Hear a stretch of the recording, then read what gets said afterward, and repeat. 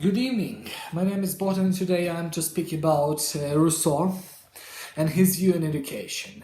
Rousseau is a very interesting character in the world's history because he was controversial and he had a lot of he established a lot of things in philosophy and also in education. So he was a very influential figure back to the times and still are because we still study him because of the consequences his insights did to all the human, let's say, development, of the humanitarian development especially.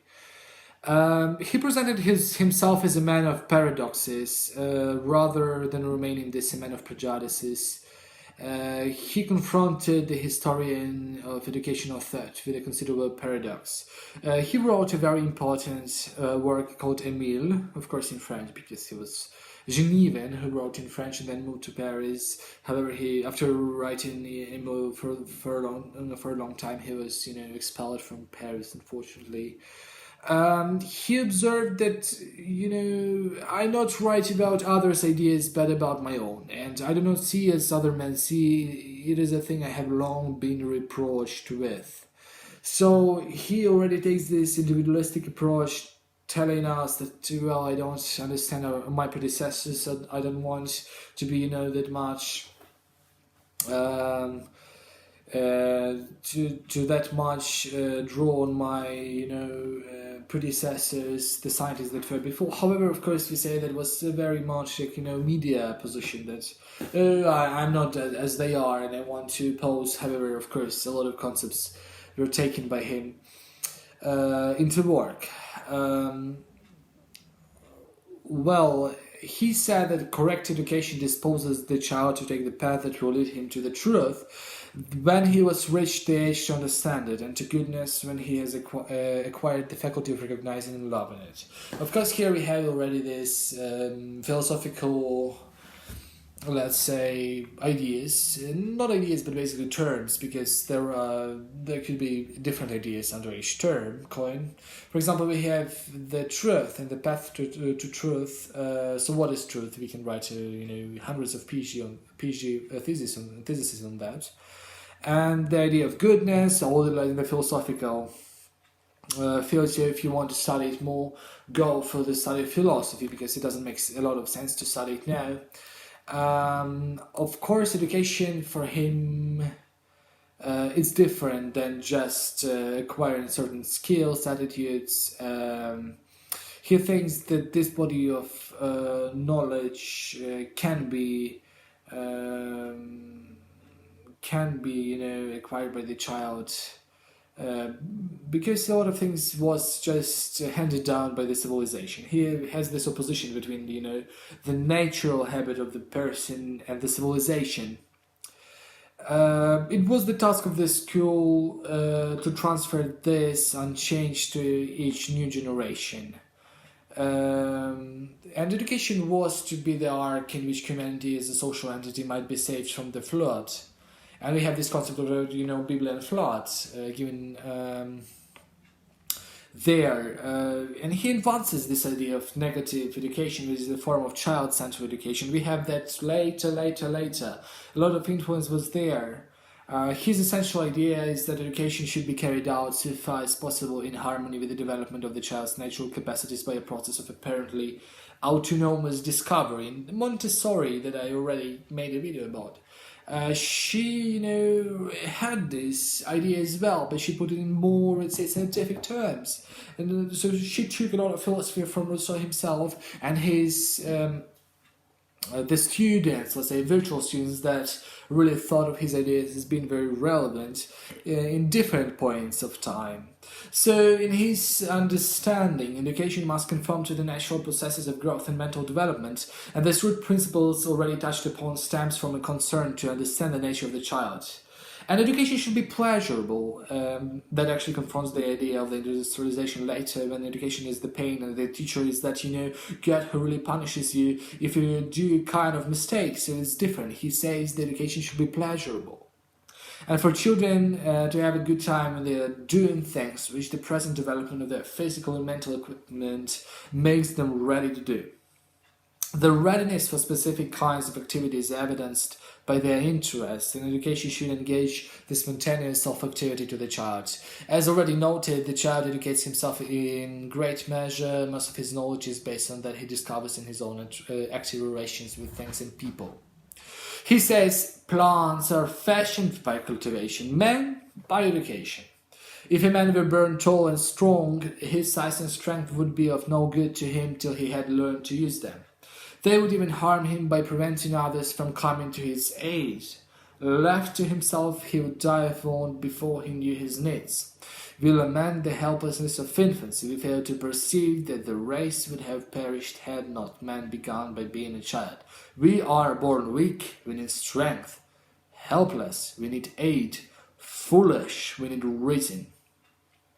All that we lack at birth, all that we need when we come to man's estate is the gift of education.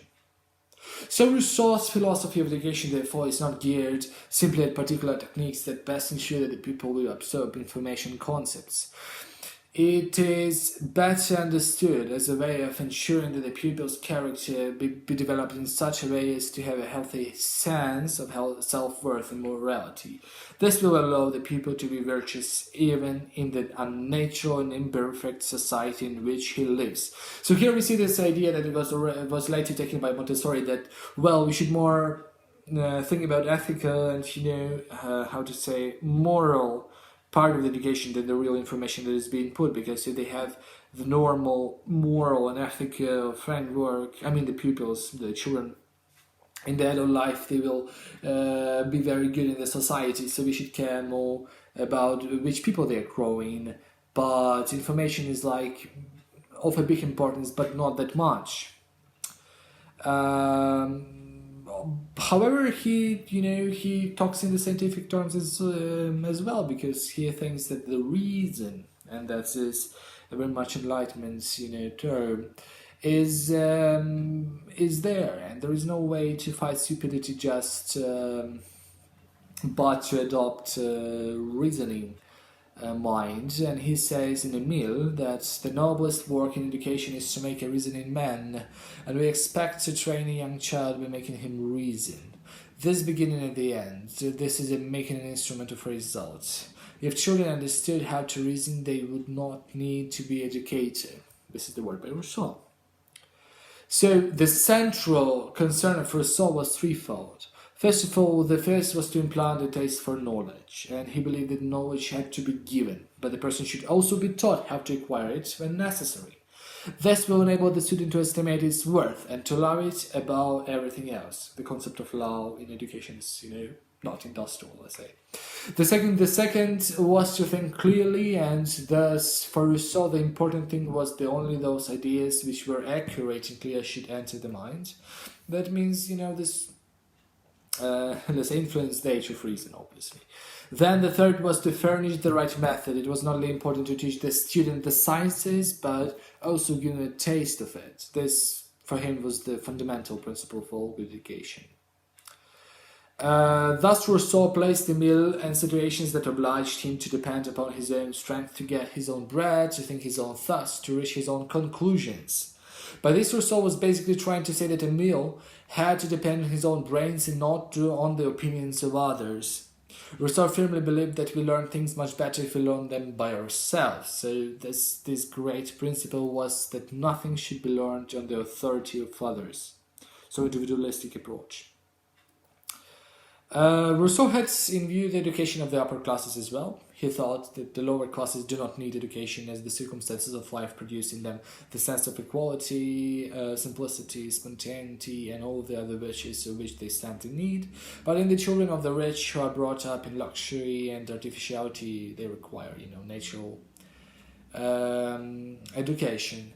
Well, there are a lot of things that can be said about Rousseau. He talks about infantry, he talks about teenage years, he talks about adultery. So for him, he had this understanding that nature of different nature is very different.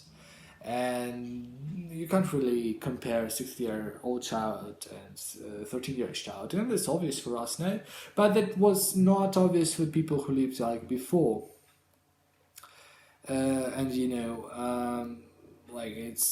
is basically very different. I also wanted to tell you one thing about his influence on people, because that's very important. So let me find it. Oh, I think I did. So a lot of educators were influenced by him greatly. For example, Johann Pestalozzi was that one that read Emile and put a lot of in practice from his ideas. His first school on his own estate was created for the poor children of his employees, and it was a try to establish a lot of ideas of Rousseau.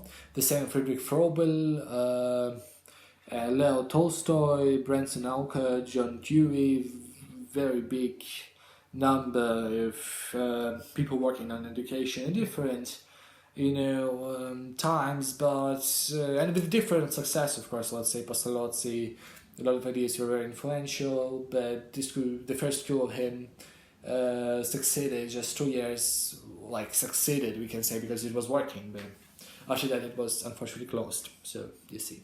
Okay, so for now it's all for Rousseau. If you still want me to speak more, I have some very cool articles. I think I will state them in the comments area, since some of them are not my work, of course. So you could read them more. They're in the open access on the internet. I do hope so. So thank you very much for your attention. See you later.